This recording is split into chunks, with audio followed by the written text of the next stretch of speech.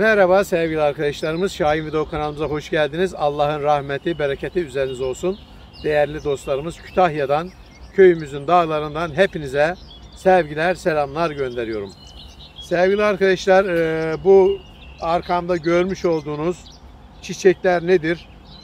Güzel çiçekler nedir? Daha doğrusu şifalı çiçekler nedir? Bunlar gül hatmi ya da hatmi gül dediğimiz çok şifalı olan bir bitkinin çiçekleri ve tohumlarıdır sevgili arkadaşlar.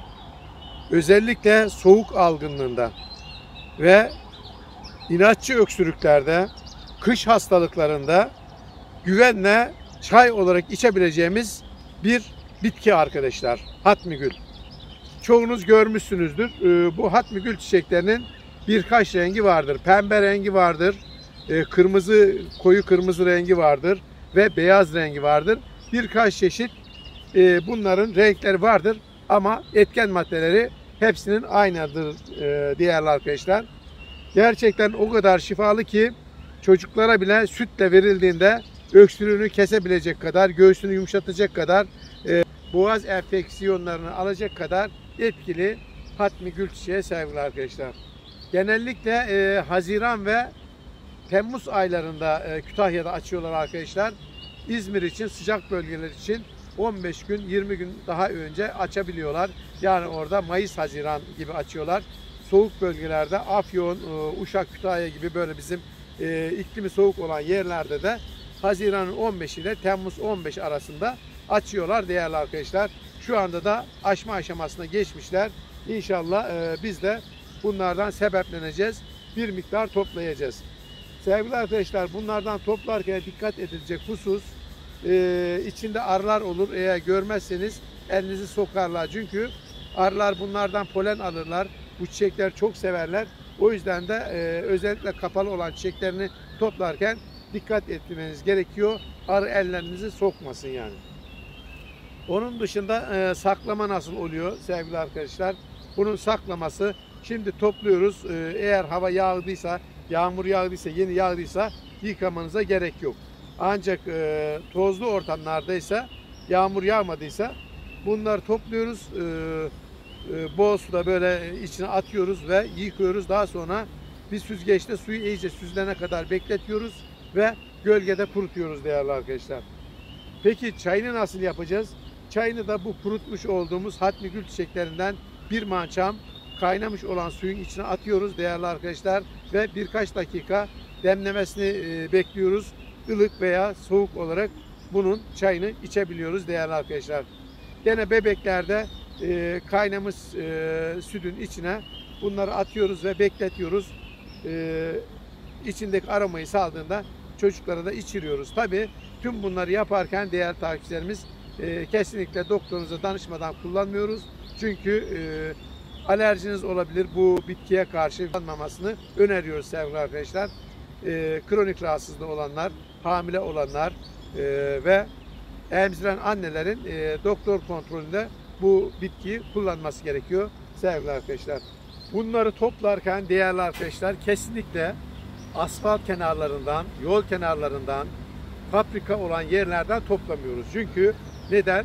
Toksit madde biriktirir bu çiçeklerin arkadaşlar.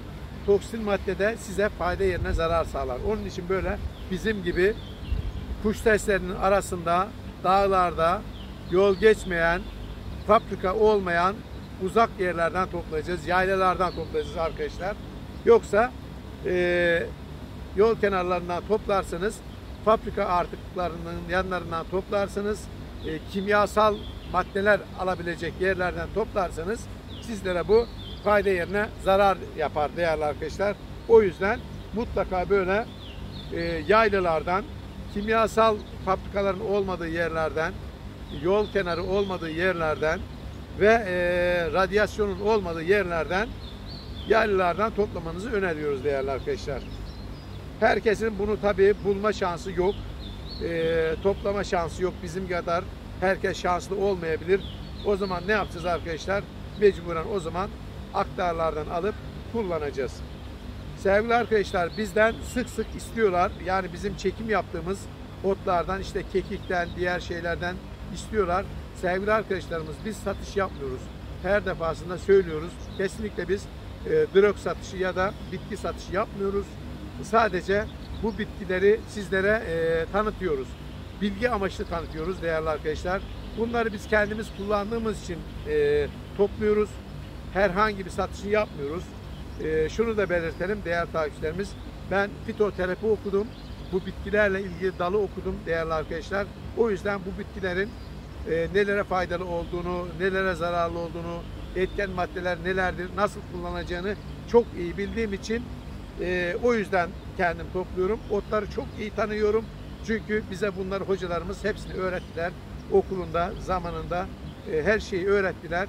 Neler olduğunu, içinde hangi maddelerle etkileşimde olacağını, yağı nasıl olacağını, nasıl kurutulacağını, nasıl toplanacağını biz bunların okulunu okuduk sevgili arkadaşlar. O yüzden topluyorum. O kadar emin olduğum için topluyorum. Sizlere de bilgi amaçlı veriyorum değerli arkadaşlar. Kesinlikle tavsiye amaçlı vermiyorum. Yani bu toplamış olduğumuz bitkileri biz kendimiz topluyoruz. Ticaretini yapmıyoruz. Satışını yapmıyoruz değerli arkadaşlar. Hani çok rica ediyorum değerli takipçilerim. İşte bize de gönderin falan diyorsunuz değerli arkadaşlar. Biliyorsunuz bizim yaklaşık 400 bini geçti takipçimiz arkadaşlar. Yüzlerce insan bizden bunları istiyor. Yani biz bu kadar insana bunları temin etmemiz, göndermemiz mümkün değil. O yüzden rica ediyorum. Yani sadece bilgi amaçlı, sizlere bilgi amaçlı tanıtıyoruz bu bitkileri. Sizlerin de istifade etmesi için tanıtıyoruz. Kesinlikle bizlerden, bu bitkilerden istemeyin arkadaşlar. Çünkü şöyle olabilir. Allah korusun yanlış bir kullanım yaparsınız ya da benzetirsiniz bu otlara. Başka bir şey kullanırsınız. Bu sefer zor duruma düşersiniz. Biz de zor duruma düşeriz arkadaşlar. O yüzden biz kimseye ot göndermiyoruz. Herhangi bir madde göndermiyoruz. Herhangi bir meyve göndermiyoruz. Bizden bunları ısrarla istememenizi öneririz sevgili arkadaşlar. Çünkü çok yorum oluyor. Şimdi bize de bundan gönderin diye biz bunları gönderemiyoruz. Her videomda söylüyorum değerli arkadaşlar. Kusura bakmayın. O yüzden şimdi ben bunları toplamaya başlıyorum. Nasıl toplayacağız? Şöyle çiçeklerini alıyoruz değerli arkadaşlar. Ay şeklinde. Bunları alıyoruz.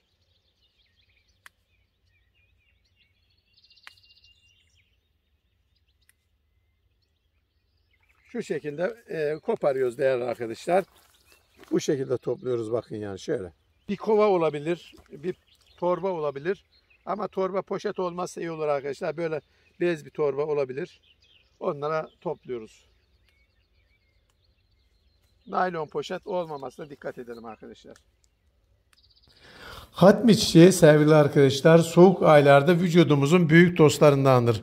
Bazı yörelerimizde hire, deve gülü, silindir çiçeği, gül hatmi olarak da bilinen bu bitki Emegümecigiller Malvaca familyasından çok yıllık otsu çiçekli bir bitkidir. Boyları yaklaşık 2 ila 2,5 metreye kadar uzayabilir. Beyaz, pembe, mor, sarı, kırmızı çiçekleri olabilir. Çiçekleri çizgili ya da lekeli olabilir. Geniş ve yuvarlak yaprakları kalp biçimindedir. Güneşli, rüzgar almayan yerlerde iyi gelişir. Kirli ve besin maddelerince zengin, iyi gübrelenmiş toprakları sever.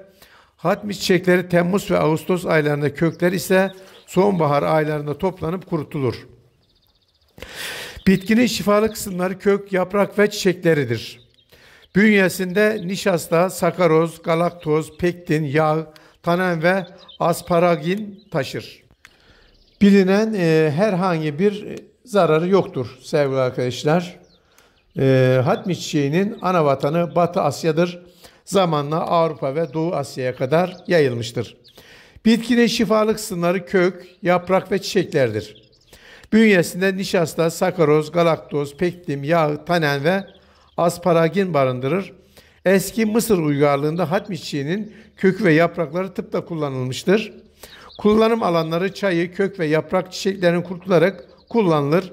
Faydaları özellikle soğuk algınlığında ve gripte etkilidir. Vücutta rahatlık verir, göğsü yumuşatır. Öksürüğe iyi gelir arkadaşlar. Kaynatılmış suyu güneş yanıklarına iyi gelir. Bu su saçlar için de kullanıldığında canlandırır. Kök ve yapraklarından kaynatılarak elde edilen suyu baş ağrısı ve atetin sökülmesine yardımcı olur. Bu su aynı zamanda meniyi artırır. Mide ve bağırsak iltihaplarına iyi gelir. Prostat ve sinüzit iltihaplarına iyi gelir. Zona için kullanılır. Boğaz iltihaplarına karşı iyi gelir.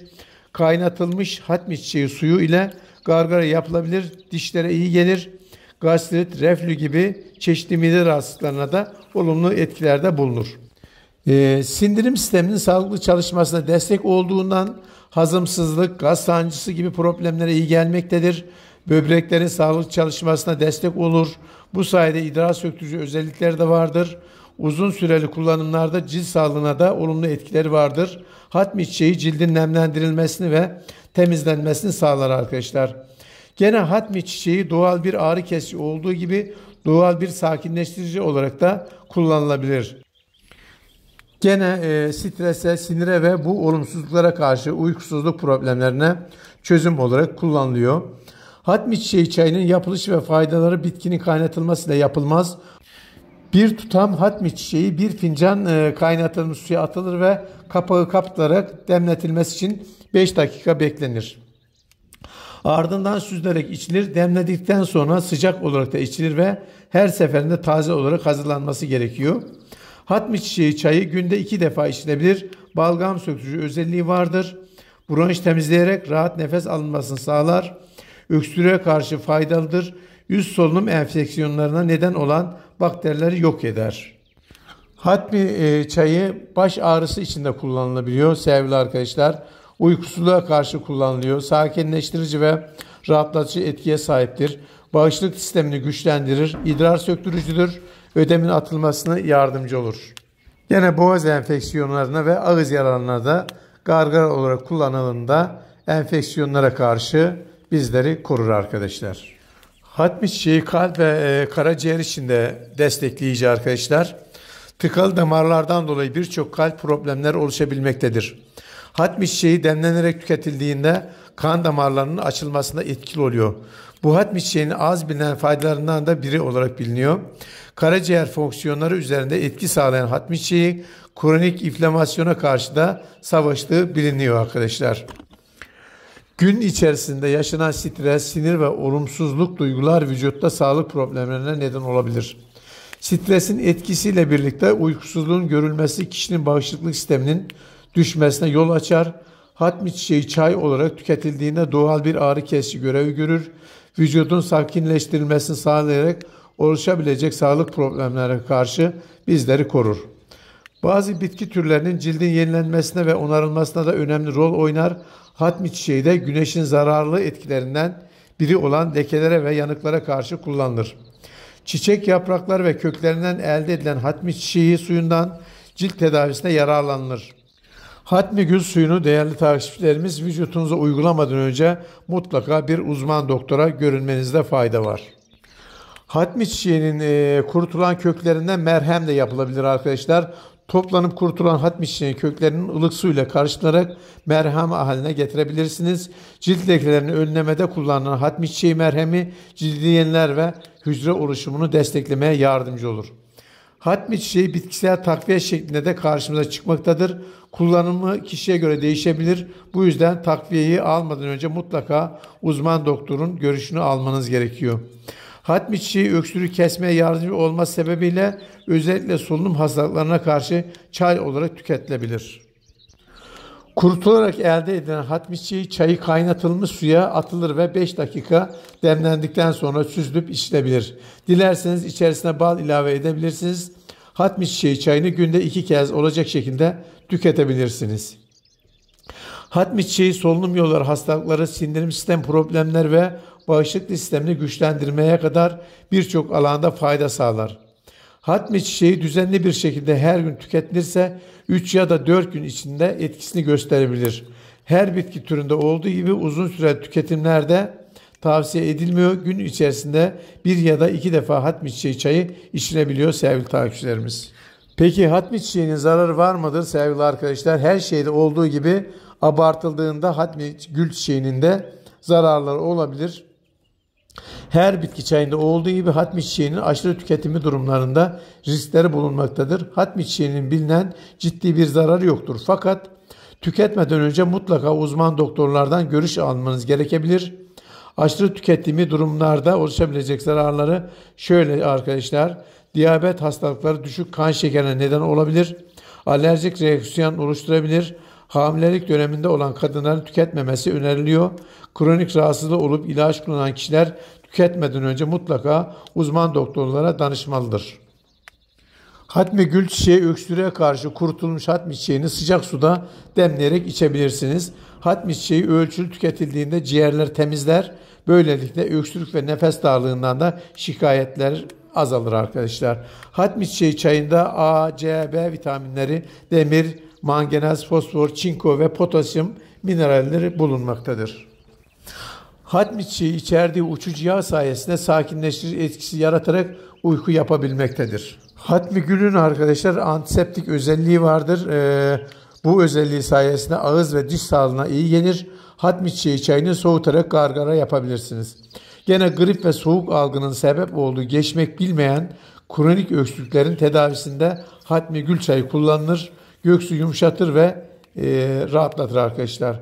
Bunun yanında hatmi çiçeğinin idrar söktürücü bir özelliği vardır. Özellikle ödem atmak istediğiniz dönemlerde kullanabilirsiniz. Aynı zamanda idrar yolları ve böbrek iltihapları gibi sorunlarda da iyileştirici özelliği vardır. Bu bitkinin faydalarından yararlanmak için yanıtı en çok merak edilen sorulardan biri de hatmi çiçeği çocuğa verilir mi sorusudur. 7 yaşından itibaren çocuklarımıza hatmi çiçeği çayı içirebiliriz. Hatmi çiçeğinin çocuklarda alerjik astım ve bronşit gibi hastalıklarında da tedavi edici özelliği vardır. Hatmi çiçeğini kimler kullanamaz arkadaşlar? Belli başlı bir zarar bulunmayan hatmi çiçeği her şeyde olduğu gibi aşırı tüketilmesiyle sorun oluşturabilmektedir. Günlük olarak 2 bardağı geçmeyecek şekilde çayı içilebilir ama sürekli olması idrar söktürücü özelliği nedeniyle aşırı su kaybına neden olacağından hamile kadınlarda tüketilmemesi gerekmektedir. Aynı zamanda zayıflamak isteyen insanlar da arkadaşlar hatmi çayı içebilirler. Zayıflamak için kullanılan bir çaydır. Özellikle diyet ve spor ile birlikte bu çay tüketildiğinde daha fazla zayıflatıcı etkisi vardır. Hatmi çiçeği göğüs yumuşatıcı ve tahrişleri giderici etkiye sahiptir. Kökler idrar söktürücü, yumuşatıcı ve koruyucudur. Mide, bağırsak, ağız ve boğaz ülserlerinde öksürükten ileri gelen solunum yolu tahrişlerinde kullanılır. Hatmi çiçeği kürü her gün düzenli olarak uygulanırsa 3-4 güne kadar etkisini göstermektedir. Hatmi gül çiçeği arkadaşlar mide, bağırsak, ağız ve boğaz ülserlerinde öksürükten ileri gelen solunum yolu tahrişlerinde de kullanılıyor. Evet sevgili arkadaşlar, hatmi güllerini toplamaya devam ediyoruz. Bunları toplayacağız. Böyle ondan sonra gölgede kurutacağız. Gölgede kuruttuktan sonra istenildiği zaman kış aylarında cam kavanozlara koyacağız ve çay olarak içeceğiz. Aynı zamanda hatmi gül yağı da yapabiliriz arkadaşlar. Hatmi gül çiçeklerini topluyoruz. Bir cam kavanozun içine zeytinyağı dolduruyoruz. Hatmi gül çiçeklerinde zeytinyağının içine basıyoruz ve kapağını kapatıyoruz. Güneşte yaklaşık 1 ay kadar her gün çalkalayarak bekletiyoruz ve daha sonra süzüyoruz. Hatmi gül posasını atıyoruz ve yağını karanlık bir odada saklıyoruz arkadaşlar. Gerekli olan durumlarda hatmi gül yağını kullanıyoruz. Evet sevgili arkadaşlar, bir faydalı videonun daha sonuna geldik. Videomuzu beğendiyseniz beğen tuşuna basmayı, like atmayı unutmayalım. Hala abone değilseniz kanalımıza abone olabilirsiniz. Allah'a emanet olun sevgili dostlarımız. Bir başka faydalı videoda görüşmek üzere. Hoşça kalın. Allah'a ısmarladık. Görüşürüz.